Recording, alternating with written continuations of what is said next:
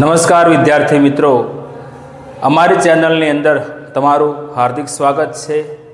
અંગ્રેજી વિષયની અંદર આજે આપણે ટેન્સીસ એટલે કે કાળ બરાબર સૌથી મહત્વનો ટોપિક છે અંગ્રેજીમાં, જે આપણે આજે શીખવાના છીએ। તો કે અંગ્રેજીના અંદર કેટલા કાળ છે? તો મુખ્ય 3 કાળ બરાબર। કયા કયા? તો પાસ્ટ ટેન્સ એટલે ભૂતકાળ બરાબર, પ્રેઝન્ટ ટેન્સ એટલે વર્તમાન કાળ, અને ત્રીજા નંબરમાં ફ્યુચર ટેન્સ એટલે કે ભવિષ્યકાળ બરાબર। આ 3 મુખ્ય કાળ છે કે ભૂતકાળમાં કોઈ ઘટના બનેલી હોય તો એને ભૂતકાળ કહેવાય, પ્રેઝન્ટ એટલે કે વર્તમાનમાં કોઈ ઘટના કે કોઈ ક્રિયા ચાલુ હોય તો એને પ્રેઝન્ટ કહેવાય, અને ભવિષ્યમાં કોઈ ઘટના બનવાની છે બરાબર, કોઈ ક્રિયા થવાની છે તો એને શું કહેવાય? Future tense. તો સૌથી પહેલા આપણે એના પ્રકારો જોઈએ બરાબર। તો સૌથી પહેલા પ્રકારની અંદર આપણે પહેલા નંબરમાં જોઈશું કે એના સાદા કાળ બરાબર કયા કયા છે? તો ધ સિમ્પલ પ્રેઝન્ટ ટેન્સ બરાબર, સાદો વર્તમાન કાળ। તો કે સાદા વર્તમાન કાળને આપણે કઈ રીતે ઓળખી શકીએ બરાબર? તો અહીંયા એક્ઝામ્પલ લખીએ આપણે, એના ઉપરથી સમજીએ કે હી પ્લેઝ ક્રિકેટ એવરી ડે બરાબર। અહીંયા વાક્યમાં શેના ઉપરથી ઓળખી શકીએ આપણે કે આ વાક્ય વર્તમાન કાળનું છે? તો આપણે શું જોવાનું કે ક્રિયાપદ બરાબર, ક્રિયાપદનું રૂપ શેમાં છે? તો અહીંયા વર્તમાન કાળમાં છે કે હી પ્લેઝ ક્રિકેટ એવરી ડે, કે તે દરરોજ ક્રિકેટ રમે છે બરાબર, તો એ દરરોજ ક્રિયા થાય છે। તો અહીંયા એસ કે યસ વાળું રૂપ હોય અથવા તો મૂળ રૂપ વાળું હોય બરાબર, તો આપણે એને ઓળખી શકીએ કે અહીંયા વર્તમાન કાળનું વાક્ય છે। તો અહીંયા હી સાથે શું આવ્યું?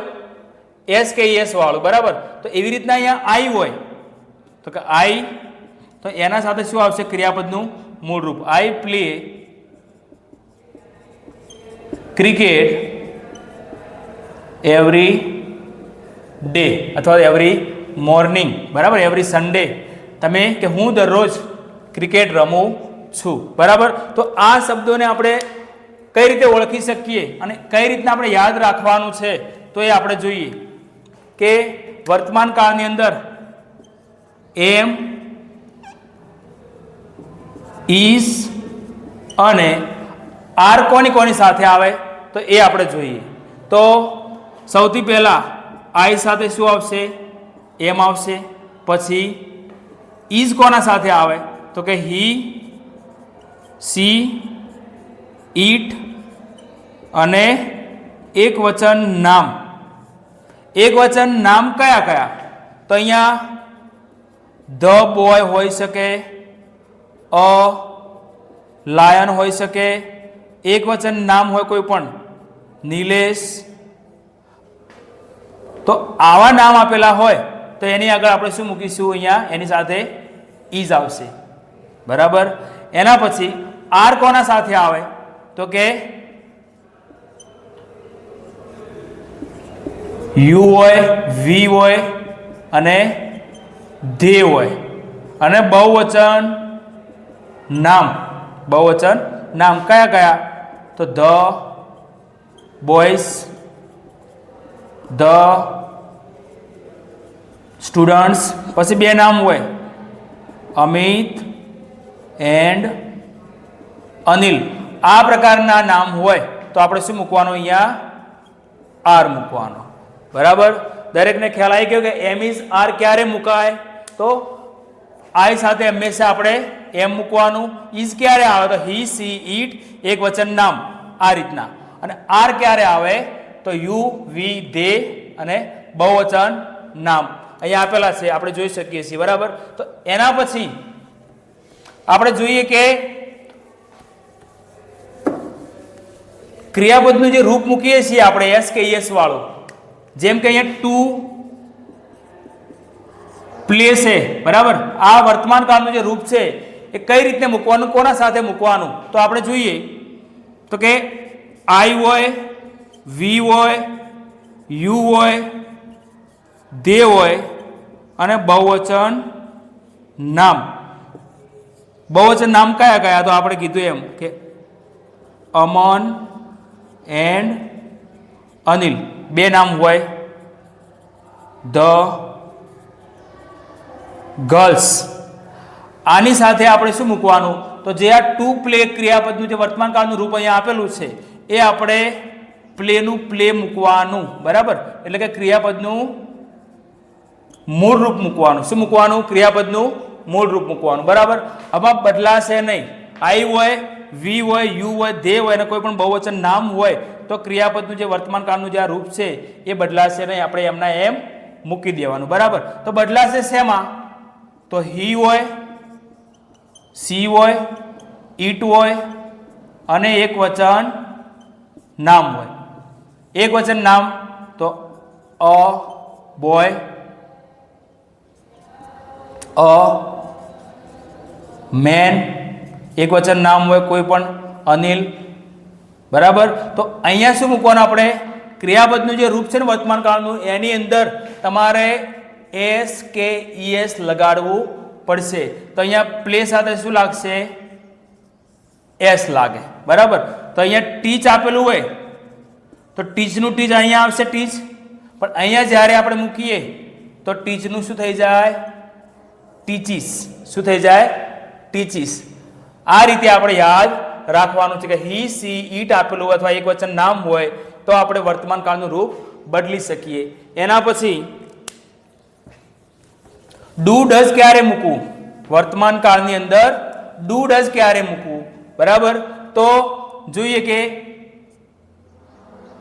આઈ, વી, યુ, દે અને બહુવચન નામ, તો એની સાથે આપણે શું મૂકવાનું છે, ડુ મૂકવાનું છે. બરાબર, કે ડુ ડઝમાંથી આપણે શું મૂકવાનું, તો અહીંયા આઈ હોય, વી હોય, યુ હોય, દે હોય, બહુવચન નામ હોય તો એના સાથે ડુ મૂકવાનું છે. બરાબર, અને અહીંયા જેમ આપણે એસ કે એસ લગાડ્યો હતો એવી જ રીતે અહીંયા શું કરવાનું છે, ડુ ને ઈએસ લાગે એટલે શું થઈ જાય, ડઝ થઈ જાય. શું થઈ જાય, ડઝ થઈ જાય. બરાબર, તો અહીંયા ડઝ આવી રીતે મૂકવાનું છે કે હી, સી, ઈટ એક વચન નામ હોય. બરાબર, તો એના સાથે શું આવશે, ડઝ આવશે. અને આઈ, વી, યુ, દે હોય તો એના સાથે શું આવશે, ડુ આવશે. તો આવી રીતે આપણે યાદ રાખવાનું છે તો આપણને વર્તમાન કાળની અંદર બિલકુલ સમજ પડી જશે. અને એની જે ખાલી જગ્યાઓ પૂછાય છે, બરાબર, તો એ ખાલી જગ્યા આપણે જોઈએ કે અહીંયા લખેલું હોય કે દે ખાલી જગ્યા to the school in the morning, કૌંસમાં શું લખેલું હોય, ગો લખેલું હોય. આવી રીતે ખાલી જગ્યા હોય. બરાબર, તો આપણે જોઈએ કે દે ખાલી જગ્યા to the school in the morning, કે તેઓ સવારે શાળામાં જાય છે. તો અહીંયા ગો આપેલું છે. બરાબર, તો એનું આપણે શું મૂકવાનું છે, અહીંયા વર્તમાન કાળનું રૂપ. તો અહીંયા આપણે જોયું કે દે સાથે શું આવે, ક્રિયાપદનું મૂળ રૂપ. દે સાથે શું આવશે, ક્રિયાપદનું મૂળ રૂપ. એવી જ રીતે અહીંયા જો હી આપેલું હોય તો શું કરવાનું, આપણે કે એસ કે એસ લાગે તો અહીંયા ગો ને શું લાગશે, ઈએસ, કે he goes to the school in the morning. હવે એસ કે એસ તમારે શેમાં લગાડવાનો અને કેવી રીતે લગાડવાનો એ આપણે જોઈએ કે શબ્દ જે હોય એનો પ્રથમ અક્ષર કે અથવા તો આપણે જોઈએ કે એના જે છેલ્લા અક્ષરો છે એમાં ડબલ એસ હોય, CH હોય, SH હોય, O હોય, X હોય. બરાબર, આવા શબ્દો આપેલા હોય તો આપણે શું લગાડવાનું છે, એને ક્રિયાપદનો એસ કે ઈએસ, પણ આપણે શું લગાડવાનું છે, અહીંયા ઈએસ લગાડવાનું. આ શબ્દો યાદ રાખવાના કે ડબલ એસ હોય, CH હોય, SH હોય, O હોય કે X હોય. બરાબર, તો શું લગાડીશું આપણે ક્રિયાપદને ઈએસ. શબ્દો અહીંયા જોઈએ કે જેમ કે અહીંયા લખેલું છે એવું લખેલું હોય કે વોશ, તો અહીંયા પાછળ SH આવ્યો. શું આવ્યું, SH આવ્યો. તો એને શું લાગે? ES લાગે તો વોસિસ.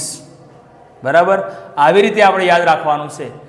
બીજું કે પાછળ વ્યંજન આપેલો હોય અને આગળ શું આપેલું હોય? સ્વર હોય. જેમ કે અહીંયા પ્લે લખેલું છે, અહીંયા પ્લે લખેલું છે. બરાબર, શું લખેલું છે? પ્લે. છેલ્લે વ્યંજન છે ને આગળ સ્વર આપેલો છે, તો આપણે એકલો ખાલી એસ પ્રત્યે લાગશે. શું લાગશે? એસ એકલો ખાલી લાગે. જેમ કે પ્લે હોય તો પ્લેસ થઈ ગયું. એવી રીતના બાય હોય તો શું થાય? બાઈસ. બરાબર, અને સ્ટોપ કરજો એટલે.